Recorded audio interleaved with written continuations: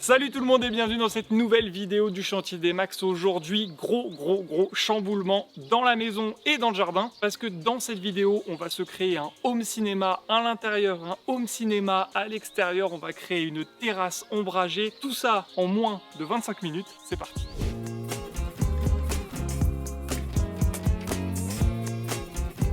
Et nous voilà donc sur une nouvelle vidéo à l'intérieur de la maison. On va s'occuper très prochainement de tout ce qui va toucher au gîte. On va avoir un été vraiment bien occupé. On va vous montrer tout ça, mais on attend du matériel. On attend aussi l'intervention de notre terrassier. On a bien sûr commencé à tourner 2-3 choses qu'on vous présentera plus tard, mais en attendant, on s'occupe donc de gagner en confort dans notre maison. Et il y a un projet qui nous fait de l'œil depuis longtemps, depuis qu'on a réalisé les plans nous-mêmes de cette maison. On avait envie de profiter d'une petite salle de cinéma. Le petit problème, c'est que notre maison n'est pas très grande et on n'allait pas créer une pièce entière consacrée à ce plaisir-là. Non, on va transformer une de nos chambres en salle de cinéma, notre chambre principale. Pourquoi pas dans le salon? Parce qu'on a déjà une télé d'installer ici et on voulait pouvoir être complètement dans le noir si besoin pour vraiment se mettre en immersion complète et regarder des films de jour comme de nuit. Donc faut transformer notre chambre et on commence pour ça par installer des petites étagères au-dessus de notre lit parce qu'il faut bien soutenir le vidéoprojecteur. Au départ, on pensait créer des étagères sur mesure, mais finalement, en se promenant chez un fameux revendeur suédois, on a trouvé les meubles parfaits. Ça nous a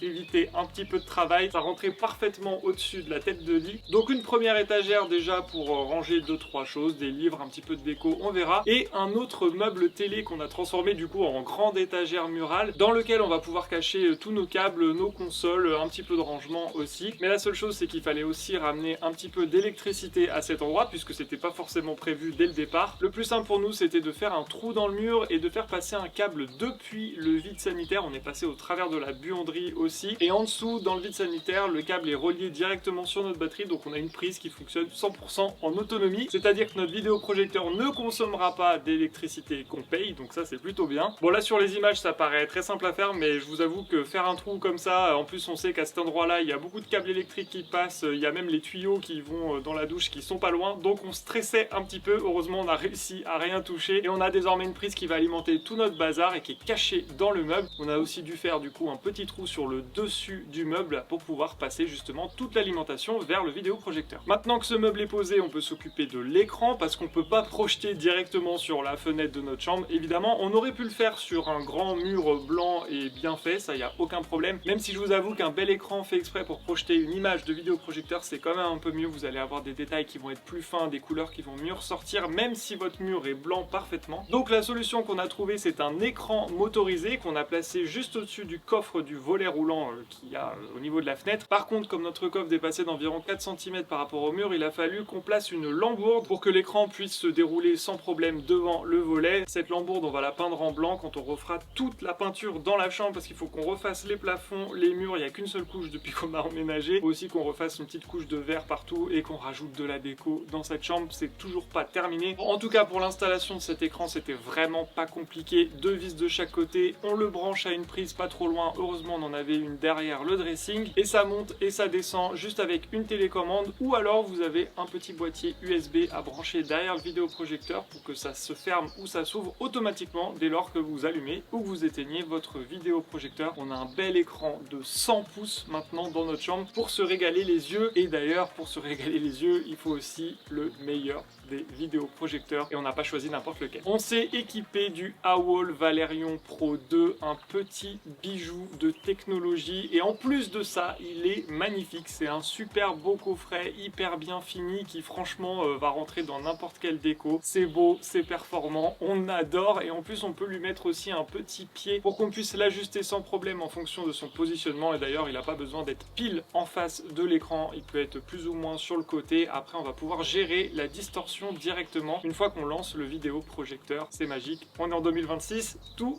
est facile. Je vous ai dit qu'on avait déjà une télé dans le salon, donc vous allez me dire à quoi ça sert d'avoir en plus un vidéoprojecteur. Franchement, c'est pas du tout la même expérience. Une télé, c'est très bien au quotidien pour voir des petites séries, des petits trucs, le journal ou je ne sais quoi, les choses qui passent à la télé. Mais là, vraiment, c'est pour profiter à fond du cinéma ou des grosses séries qui existent aujourd'hui, du sport aussi, bien sûr. Vous n'allez pas du tout avoir le même ressenti. Déjà, l'image est plus grande, mais surtout, vous êtes dedans. Je sais pas comment l'expliquer, franchement faut le vivre pour savoir un petit peu ce que ça fait, mais quand le film est lancé, on est immergé dedans, et exactement comme au cinéma où les écrans sont vraiment géants. Bon là vous êtes moins loin de l'écran donc il a besoin d'être un peu moins grand, mais c'est incroyable. Et en plus il y a un son qui est vraiment super, ça englobe toute la pièce quand on lance un film. Heureusement qu'on n'a pas de voisins trop proches. Pour revenir sur le vidéoprojecteur en lui-même, il a bien sûr la qualité 4K jusqu'à 300 pouces. Je sais pas si vous vous rendez compte, c'est énorme, c'est presque quasiment un des pans de notre maison. Alors tout le monde n'a pas la place pour installer ça chez soi, mais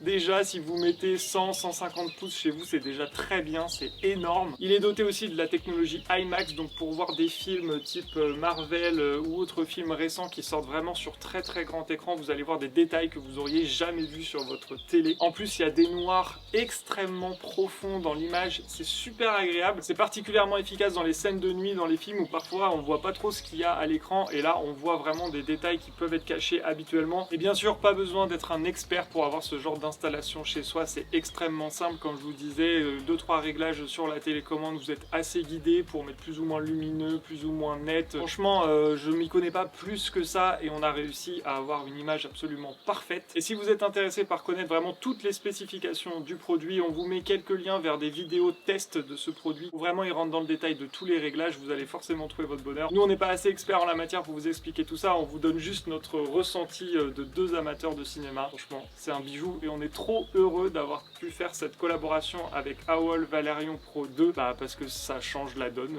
pour regarder des films tout simplement. Et parfois ça fait du bien juste de se poser et de profiter. Et d'ailleurs je l'ai pas dit, mais en parlant de profiter, on peut évidemment aussi jouer à des jeux vidéo. L'écran est tout à fait adapté pour ça, et vous avez aussi la possibilité de voir des films en 3D. Mais ce qui nous intéresse le plus maintenant, c'est que ce petit vidéoprojecteur, ok, on s'est créé une salle de cinéma dans notre chambre, mais comme le dit le titre de la vidéo, on veut aussi créer une salle de cinéma en extérieur. Donc on va prendre exactement le même vidéoprojecteur, on va le déplacer tout simplement, le débrancher, le rebrancher ici, il n'y a vraiment pas d'installation complexe à faire, et on va projeter tout ça sur un énorme écran géant qu'on va installer dans le jardin. Mais avant, vous l'aurez forcément remarqué, je me trouve à l'ombre. Enfin, on a de l'ombre sur notre terrasse. On va pouvoir profiter de cet endroit cet été. Pour revenir sur les travaux qu'on a fait dans la précédente vidéo, vous vous souvenez, on avait creusé 2 gros trous dans lesquels on avait placé des regards qu'on avait remplis de béton, et on avait mis en attente des tiges filetées. Ces tiges filetées, elles vont soutenir 2 poteaux en aluminium qui vont soutenir une voile d'ombrage qui se trouve juste au-dessus de ma tête. Juste avant de fixer les poteaux, on avait remis un petit peu de goudron au-dessus des piliers en béton pour éviter qu'il y ait de l'eau qui s'infiltre dedans l'hiver surtout, et que ça gèle et que ça fasse éclater le béton à terme. En sachant que la partie en béton sera à terme complètement invisible puisqu'on va la recouvrir dans notre terrasse, on vous montrera ça à la fin de la vidéo. Mais en tout cas c'était vraiment très simple à monter, on monte les structures des poteaux, on serre tout. On a aussi mis 2 grosses platines qui sont ancrées dans le mur juste au-dessus de moi au niveau du salon, comme ça on va pouvoir bien tendre la toile. Et l'objectif aussi c'est de protéger les baies vitrées qui se trouvent derrière moi du soleil. Quand ça tape très fort, ça fait un petit peu effet de serre, et au moins là, pas de problème. Bon, heureusement qu'on était 2 quand même pour tendre la voile à chaque extrémité, mais avec le système de poulies et de cordes de serrage, ça se faisait quand même assez bien. Là, on a une surface maintenant de 25 mètres carrés qui est couverte, qui est à l'ombre, qui ne laisse pas passer les UV, donc ça veut dire qu'on peut vraiment être dessous sans suffoquer l'été, ça c'est cool. Et pour autant, ça fait pas non plus trop baisser la luminosité, notamment dans le salon. Le salon reste très lumineux, on n'avait pas envie de mettre des volets roulants ici et de vivre dans le noir l'été. Donc là, ça règle vraiment tous nos problèmes, et il y en a déjà comme ce petit matou là qui en profite bien. Mais pour revenir au sujet de la vidéo sur notre double salle de cinéma, il fallait donc qu'on installe un écran géant à l'extérieur, et pour ça, rien de plus simple. Encore une fois, ça nous vient de chez AOL Valerion. On a un écran géant qui est livré dans une sacoche de transport hyper pratique. On déplie tout ça, vraiment l'installation est hyper simple, ça se fait en 5 minutes. Vaut mieux être 2 quand même, parce que la toile étant assez grande, il faut pouvoir la lever. Nous on a pris jusqu'à 200 pouces. J'avoue, à un moment on s'est dit on a un peu craqué notre slip, c'est vraiment beaucoup trop grand. Mais en fait, une fois qu'on a tout installé et qu'on projette dessus le film le soir, on se dit bon, finalement ça va, on aurait presque pu prendre plus grand, même si je crois que ça n'existe pas plus grand, parce qu'après il faut quand même pouvoir le transporter. Bref, une fois que ça c'est monté, que c'est en place, on n'a plus qu'à réinstaller le vidéoprojecteur en extérieur, on le branche, on fait les 2-3 réglages qu'il faut pour qu'on ait la luminosité parfaite pour bien voir, même au crépuscule. Une fois que tout tout est en place, on peut profiter de films en amoureux en plein air. Là cet été je pense qu'on va vraiment en profiter. En plus en ce moment, ça ne vous aura pas échappé, c'est la Coupe du Monde de football, donc c'est aussi le prétexte parfait pour inviter des amis, se faire un petit apéro dînatoire et projeter sur écran géant les matchs. Donc ça c'est toujours cool, et avec un peu de chance l'équipe de France arrivera en finale et on pourra peut-être inviter tout le village, ce serait super drôle. Que vous dire de plus qu'on vous les recommande les yeux fermés. AWOL Valerion Pro 2, c'est un super produit. Vous retrouvez comme d'habitude les liens en description si vous êtes intéressé. Mais la vidéo ne s'arrête pas là parce que le boulot pour nous n'est pas fini. On va profiter des 2-3 jours qu'on a devant nous pour créer une terrasse au pied de la terrasse pour encore plus profiter de notre jardin cet été. C'est parti!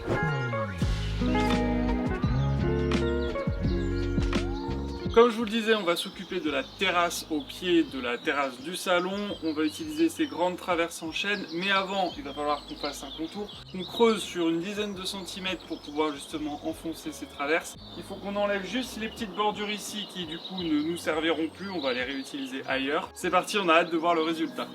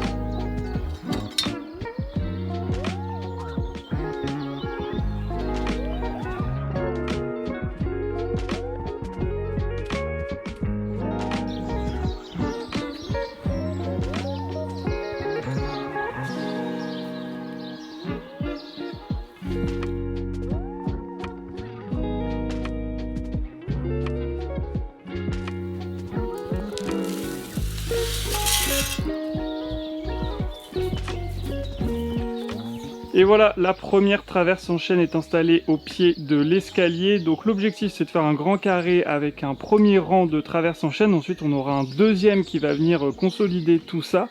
Mais la grosse difficulté c'est de les mettre bien sûr deux niveaux partout pour qu'on puisse avoir une terrasse qui soit à deux niveaux. C'est quand même mieux, ce sera plus élégant. Et il fait toujours aussi chaud, donc on avance tant bien que mal.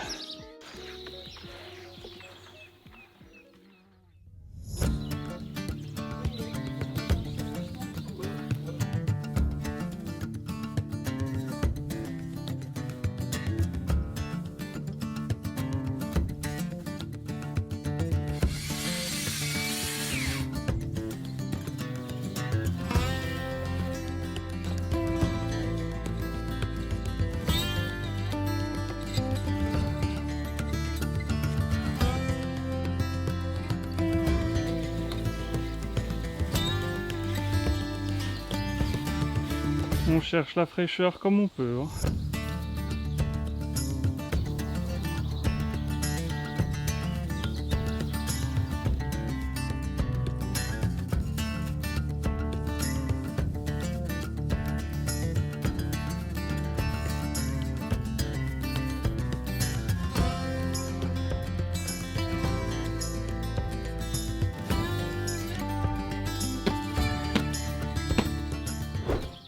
Journée sur le chantier, il est 7h20, on s'est levé tôt encore pour profiter de la fraîcheur. Hier soir quand il faisait nuit, on a sorti le niveau laser pour vérifier l'aplomb et vérifier surtout que toutes les traverses sont au même niveau. Donc là c'est bon, maintenant on va pouvoir mettre le deuxième étage, il va falloir visser tout ça et le but c'est d'avancer au maximum et de finir cette terrasse.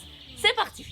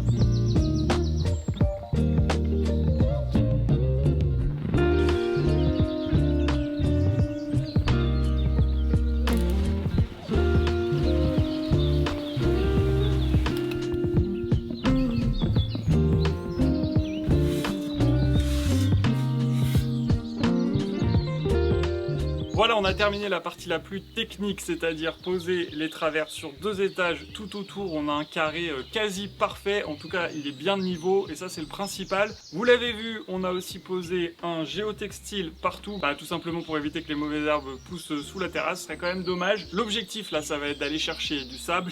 Beaucoup de sable parce qu'il va falloir qu'on en pose sur 5-10 cm pour rattraper le niveau. Ça va permettre aussi de stabiliser complètement la terrasse. Après on va passer le rouleau à gazon pour bien tout aplanir. Vraiment avoir une belle base et après on passera au gravier. Mais déjà le sable, et je pense qu'il y a quelques tonnes quand même à ramener jusqu'ici, donc ça va nous prendre un peu de temps et il commence déjà à faire très chaud.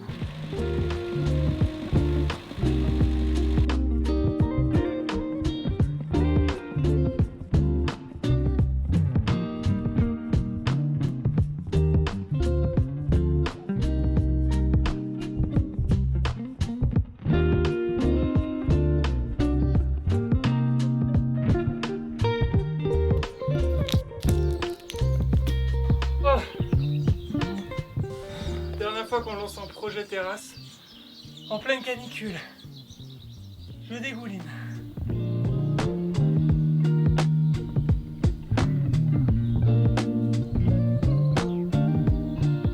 Et voilà, le sable est en place et c'était pas une mince affaire. Je sais pas combien d'allers-retours on a fait avec le tracteur, combien de tonnes de sable on a déplacé, mais c'est fait, le sol est bien stabilisé. On a essayé de le mettre aussi droit que possible.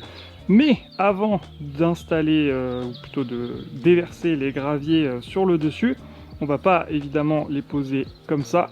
On a prévu des petites plaques alvéolées. Donc c'est fait exprès pour retenir directement les graviers. Donc comment ça fonctionne? Pour ceux qui ne savent pas à quoi ça ressemble. En gros, il y a déjà une sorte de géotextile qui est sur le dessous. Et après, il y a toute une plaque en nid d'abeille en plastique qui va venir en fait retenir les graviers à l'intérieur pour éviter justement d'en avoir partout dans le jardin ou dans la maison. Et puis ça stabilise aussi forcément toute la terrasse et on peut aussi faire des allées, même des allées carrossables pour les voitures. Donc ça c'est nickel, il n'y a plus qu'à poser ça, j'espère juste qu'on va pas avoir trop de découpes.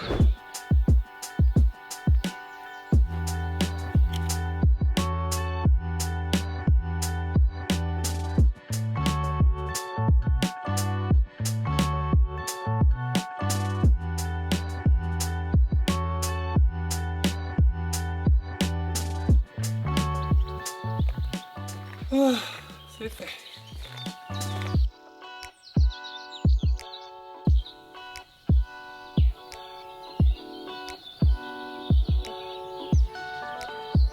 Bon, les plaques alvéolées sont posées, tout est bien stable. Maintenant, on va pouvoir passer à la dernière étape, c'est-à-dire mettre les graviers. Ça devrait être satisfaisant, mais difficile parce qu'il fait chaud et qu'on est capote.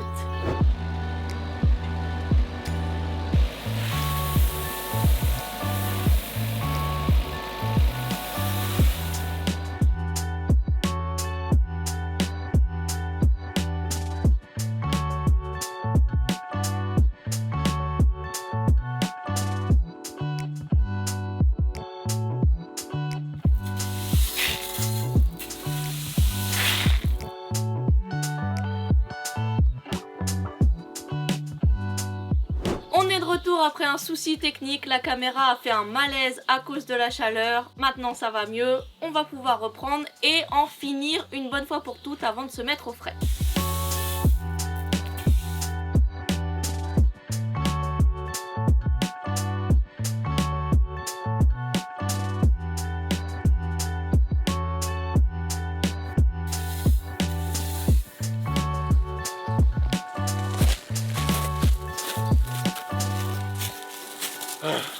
Je crois que c'est peu dire que de dire qu'on est absolument ravis du résultat, on adore. Franchement, ça change complètement la face de la maison, en tout cas côté jardin. Et pourtant, il reste tellement de choses à faire. Évidemment, il va y avoir des plantations tout autour. Sur le côté gauche, derrière moi, il va falloir qu'on ferme un petit peu la partie où il y a la pompe à chaleur pour cacher tout ça. Toujours le petit miroir d'eau qui va arriver ici au milieu. Il nous reste une deuxième terrasse sur le même principe à faire au niveau de la chambre. Et une troisième terrasse, exactement aussi sur le même principe, à faire au niveau niveau de la future cuisine d'été, ça ce sera pour la prochaine vidéo. Des tonnes et des tonnes aussi de plantations, les bordures à revoir, enfin bref, c'est loin d'être terminé. Et aussi, il va falloir qu'on rehausse un petit peu plus tard le niveau du sol fini du terrain, donc on va rajouter de la terre végétale, ressemer une belle pelouse pour voilà, avoir un résultat vraiment nickel. Et bien sûr, et pas des moindres, le petit mur en pierre sèche à terminer. Bon, vu les chaleurs qu'il faisait aujourd'hui, hier et d'ailleurs toute la semaine, on s'est presque dit on aurait mieux fait de prévoir une piscine à cet endroit au lieu d'une terrasse. Mais non, on a quand même fait le choix stratégique d'installer une terrasse. On va installer aussi un salon de jardin pour que ce soit vraiment sympa et qu'on puisse profiter des petits apéros l'été ici. D'ailleurs, en parlant de salon, vous l'avez peut-être remarqué sur les images en arrière-plan, mais on a changé quelques petites choses dans notre salon parce qu'on en avait marre de ce qu'on avait. On avait encore un vieux canapé, une vieille table basse, et on a décidé de les changer. On a donc tout sorti, on a reçu des gros cartons, on a tout démonté, tout réinstallé et ça change vraiment tout dans notre salon. On aime vraiment la nouvelle ambiance que ça donne. Bon, vous allez nous dire, vous avez choisi un canapé blanc, en plus en tissu bouclette, donc clairement les chats vont se faire plaisir. Le chien qui se frotte continuellement au canapé va le rendre tout marron. On sait que c'est un pari risqué, mais on a confiance. A priori, nos chats ont l'air d'avoir adopté nos nouveaux meubles sans avoir envie de les abîmer et ça c'est quand même une bonne chose. Et Cusco, et ben, ça nous poussera à lui donner des douches un peu plus souvent pour qu'il ne salisse pas notre beau canapé blanc. On avait envie que le côté salon s'assortisse bien avec la partie salle à manger cuisine, donc c'est pour ça qu'on a aussi pris des meubles chez Milibou. Si ça vous intéresse, on vous met les liens en description des différents meubles. En tout cas, on adore le résultat et on se sent vraiment bien dans la maison. Ça va être vraiment très compliqué au fur et à mesure des jours de quitter cette maison où il y a de plus en plus d'équipements au top. Oui, là je crois qu'on a vraiment créé la maison de nos rêves, en tout cas ça prend vraiment de plus en plus forme chaque jour et bah, on est très heureux de vous montrer l'avancement. On part de très loin, on a sacrifié beaucoup de choses pour en arriver là et là franchement bah, on commence à vivre la belle vie et il y a encore tellement de projets derrière qui vont arriver avec bien sûr les gîtes, donc vous inquiétez pas, ça va arriver cet été. Cet été il y a des gros travaux, gros d'ailleurs travaux qui vont chambouler tout le terrain, donc on vous montrera ça le plus vite possible. Il se passe des choses en arrière-plan qu'on ne vous montre pas tout le temps en vidéo, mais vous inquiétez pas, vous n'allez rien rater de la construction des gîtes et on va vous montrer aussi tout ce qu'on va terminer dans ce jardin, dans cette maison. Il y a encore plein de choses à faire, donc si c'est pas déjà fait, bah abonnez-vous, mettez un petit j'aime, un petit commentaire si cette vidéo vous a plu. On se retrouve dans la prochaine. Salut!